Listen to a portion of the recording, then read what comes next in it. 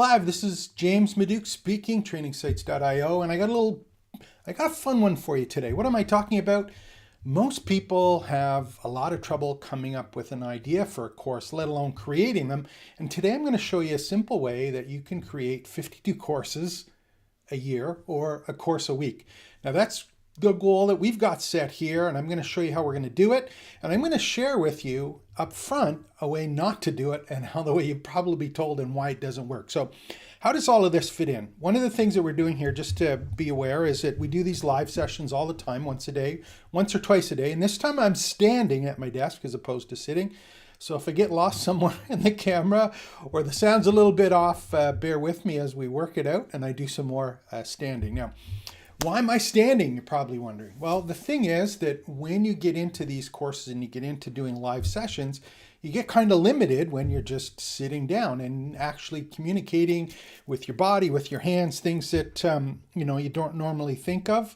Those are ones that you end up using when you're standing. So if I show some of the passion and excitement I have for creating online courses, hopefully it's coming through and you can see how that works today. Now, if you haven't already joined the trainingsites.io site, please do that. Like and subscribe to the channel, all that good stuff, so you can be up to date as when we do all of these live sessions. So how's this going to work? I'm going to actually go through the way that you may have been traditionally taught about creating courses and how to sell the courses online. And then I'm going to show you a really neat way to actually throw that all on its head, completely change it, and allow you to quickly create courses that are ready for sale and are going to be able to earn you some money in a much easier fashion than if you were just trying to create a course. And where does all of this fit in? How does it work? So let me just step back for a second. I'm going to share, hopefully I'll be able to get this to work with you. I have one of the things, it's called a video pencil, and I'm going to bring that one up right now, and hopefully we'll be able to use it and you'll see how that works. And there we go. We got my video pencil here, and I'm a big fan of something called hub and spoke marketing. So I always take a look at, if I'm looking at a business here and I'm thinking about it and I want to go, how do I, treat this as a business? I'm going to clear this drawing here so we can get rid of that. So let me just go and we'll think of it this way: is if you think of a hub and spoke or a wheel or something, you're going to have, to have a minimum of 3 spokes on your wheel if you want to be able to have the support and actually treat it as a business. And if that's part of your business of earning income or earning some money with the courses, I'm going to bet that you may have been taught that you have to create a course or the hub. I'm going to suggest it's the opposite way around. What you want to do is you want to create a bunch of mini courses or micro courses or lessons that all turn into a program or a core program or what you're actually known for. So I'm going to show you today, I'm going to show you how to create these little mini courses or micro courses and how they fit into the program and why it's so easy to create them if you follow these steps and not the ones you may have been taught about creating that big flagship program. I don't want you to create that now. I want you to create all the little pieces around it that turn into a flagship program. And if you go ahead and you do this once a week, you're going to find that you're going to have all the lessons, all the content, everything that you need to actually go, and sell your courses online, but more importantly, have the content that you need to make that want to work. So how does this all fit in? Where does it go? And how does that kind of fit into the whole package here? And the thing that's interesting for me when I look at this and I'm talking about how do I build a business with this, if in the past this is what you might be taught or shown how to do. And actually I'm going to open this up just to give you an idea of how this works. But I did one on, even if you go to ChatGPT and you ask and you say, okay, how do I actually do this stuff? How do I, if I was going to create a course each week but the proper planning and efficient workflows, is it achievable? How do you do it? And if you take a look at what ChatGPT tells you to do, it's like each week you got a planning day. On day 1, you've got content creation, day 2 and 3. You've got recording, day 4, content and upload on day 5, review and finalize, day 6, Launch and Promotion Day 7. And it's talking about all of the stuff that you need to do that. Just think about that. You have to have writing, Canva for design, you have video recording, video editing, you got course hosting, email marketing, special media, all of this stuff that's involved. And it's saying, hey, do batch takes, templates, repurpose, outsource, automate. If you look at this whole plan that they have set out for you, it's about the keystone, your major program, your big program. And doing that in a week is close to impossible. And more importantly, you may not even know if what you're doing is actually going to sell because you won't have a really good idea of what the demand is for all of the pieces that are being put into this. So let's take a little bit of a different look at it and see how that kind of fits into here.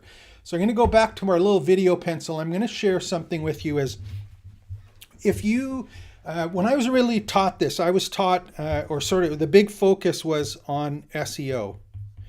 You know, when I was looking at this, it was about blogging, right? And you had to figure out what were the key areas of my blog post, what was the niche of my website, what were the things that were important to me, and what should I write blog posts about. And if you follow any of the search engine optimization kind of gurus or people that are experts on it or who talk about it or teach about it, one of the things that'll come up is something called a TAM, which is a topical authority map.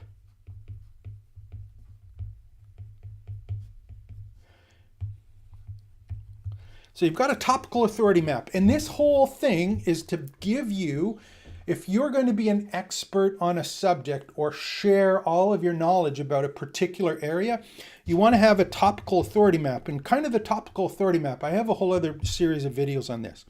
But the topical authority map, what that's really about, it's looking for the categories of content that are all related to the hub, but more importantly, the intent of the searches being done. So it's like, what are the areas around it? And then why would someone be searching it? I'll give you an example.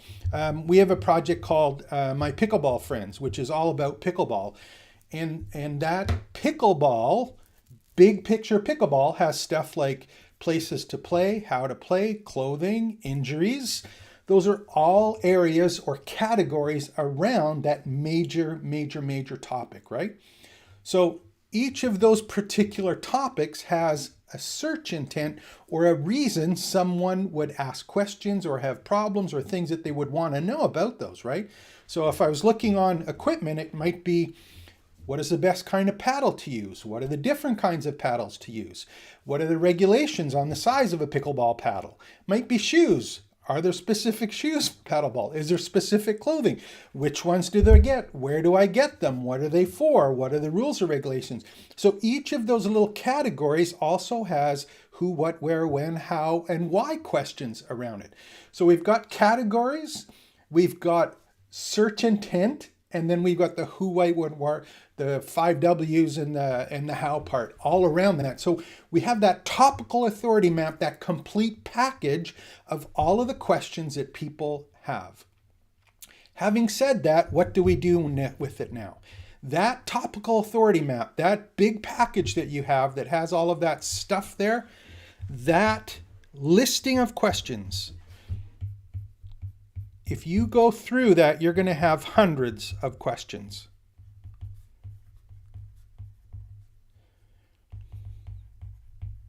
And they're going to be broken into categories.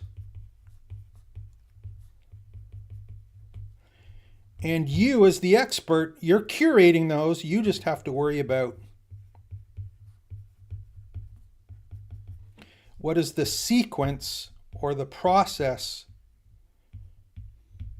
that you are going to share with people as to get the outcomes or answer the questions that you're getting them. And this is the important part here, the questions. Because once you have a question, you have a mini course or a micro course that you can create on a weekly basis. So how are we going to do that? First of all, let's take a look at those questions and how to get some questions. And if you haven't done it already, I'll pull up a screen here that we can look at. And this one here, let me just do one here. We'll do, I'll pull it up on another screen here. There's one, and this one actually is called Answer the Public. Again, it's another one that we've talked about on a regular basis. And there we go, we'll open this one up here. So we get Answer the Public, and there's a free version here, and it allows you to get in. And I believe you're limited to 3 sources a day or somewhere along that. So I'm just logging in with my Google account. I should get 3 searches today. Make sure we're in the right place here. I'm going to skip that. Login limit. Sound in another device. I may not be able to do it. Okay. Okay, let's try that anyway. Let's do pickleball.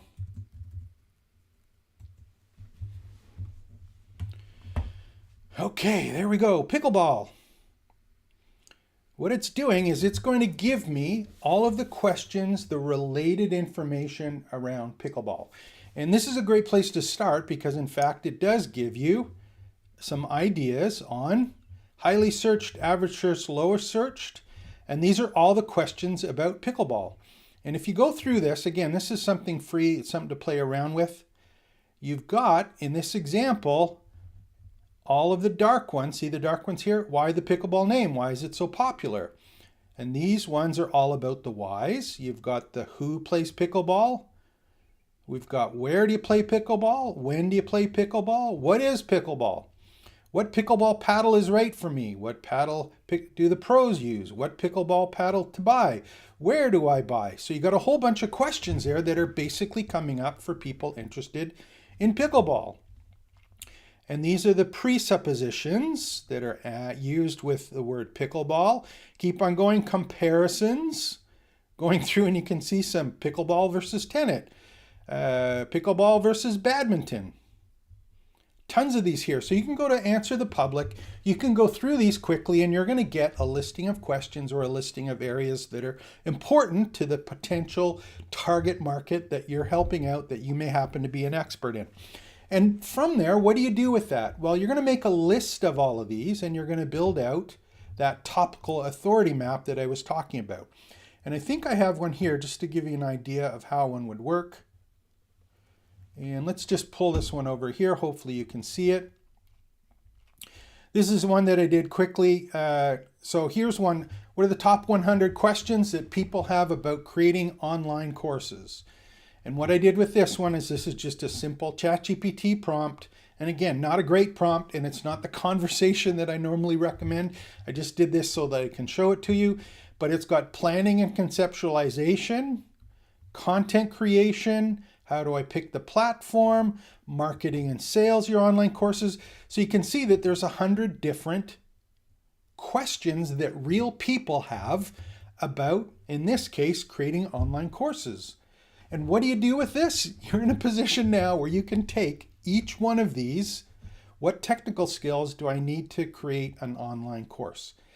You can use ChatGPT again to use a simple prompt and give you, and remember what I was talking about is that whole idea of having a mini course.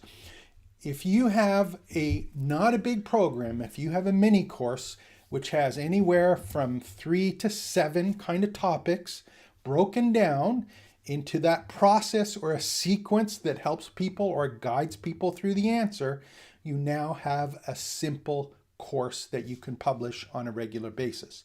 Now, what would you have in the intro? What would you have in the middle? What do you have at the end? What makes it different than just going and having a YouTube course? Well, there's a couple things that really set it apart. And if you do it properly, it's going to give you the interaction or the engagement that you want to have with your potential customers and or buyers or people that you're teaching.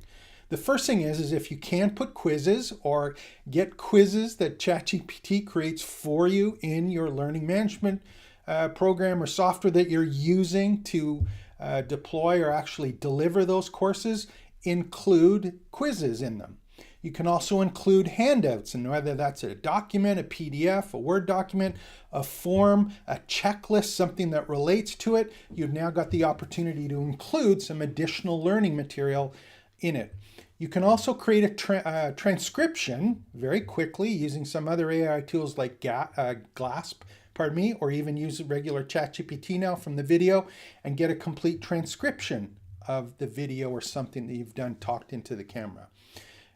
Creating that content is simply answering the questions. It can be done directly just talking into the camera. You can put a PowerPoint deck, put it down and put the points to talk to. The thing is that if you answer those questions and include as much supplemental content around it, you've now got a quick lesson to give to people. And if you organize it into a problem, agitate what needs to be fixed, and a solution with an introduction and a call to action at the end, you've now got a lesson.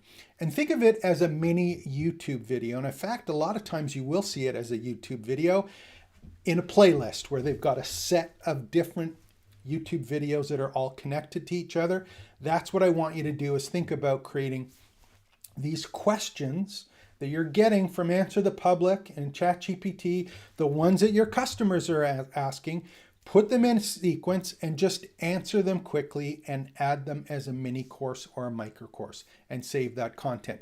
Now, I've gone over a whole bunch of different ways and different AI tools that you can use to actually create that content, and use some tools to do that. That will create a slide deck for you that can use a mind map or puts it together. But I'm thinking you're an expert, right? You should be able to talk into a webcam. You should be able to talk into your phone for 3, 4, 5, 7 minutes, each individual lesson, sequencing it together and giving someone an action item to do. If you do that, you're going to get these little mini or micro courses. And can you do one a week? Yes. Can you do a couple a day if you really wanted to? I'm betting yes, because you like talking about what it is that you're passionate about. And if you put these all together, where you do have a mini or a micro course that might be anywhere from 15 to 20 minutes long, answering that one question, if you do that each week, you're not only going to have mini courses, you're going to have micro courses, and you're going to have your big program that you can work on. Okay, so here's an example. If we look at technical aspects here, I'll just look at the page here for a minute. We'll go back to it again. If you look at technical aspects and you did a mini course, for example, there's 10 of them there, right? How do I make my course mobile friendly? If that was one of the little micro courses that you did that had 3 to 7 lessons, it was 15 minutes long, you went in depth in it. The next time you did one, it was like, what are the big technical issues for creating them or putting them together? You had a little one on like that. What are the technical things do I need to create an online course? If you did 3 to 5 little videos, anywhere from 5 to 7 minutes long, and had that done, action item, a checklist, you put it together. If you look at this and you've got the 10 different mini courses there, or pardon me, little micro courses, if you put them together, you have a mini course on what are the technical aspects of creating online courses. And if you do that for all of the topics, at the end of the day, you have all of these sections from all of these micro courses and mini courses that turns into your main program. So if you're really getting stuck, you don't know where to start, you're trying to think about it, how do I actually do this? Just start doing those, answering the questions. Answer the questions, and record it while you're doing it. I'm talking about digital exhaust, capturing that digital exhaust. And it should be something, I'm assuming, that you'd be able to talk to the camera because you know your stuff. And it doesn't matter if it's a skill like this or if it's how to play a particular musical instrument, how to do some kind of sport, how to do some kind of craft, how to do something that you're excited about. If you want to show people or answer the questions that they have to give them a skill they don't have now, or transform something or help them have a transformation, whether it be physical or mental, this is your opportunity to do it. This is an exciting time. And I think that old way that I was just showing with you before, where you're going to go and do big, long 1-week things and big planning first, I don't think it's worth it anymore. Talk live to the camera, be authentic, be unscripted as much as you can about what it is that you're sharing. I'm not talking about the tip and the tail, the introduction and the exit. I still want you to spend time on those. And that's another video actually that we did on how to make your video lessons YouTube friendly and why that's important moving on. But I think this is a huge opportunity. This is the new digital landscape. It's the new digital gold rush is happening. And I'm going to talk a little bit later on another video because I did think, and I'll touch on this right now because it's not a secret, but it's something I want you to consider. When you're creating these assets, all of this content, the new digital gold rush is not real estate. It's digital real estate. And you have the option to either own your digital real estate or rent your digital real estate. Creating your own online courses and putting them on your own sites is the new big investment for long-term gain. And that's talking a little bit about how to earn money with your courses. I want you to start creating them, have them as micro courses, give some of the way free, and in fact, sell them if you want to for $10, $20.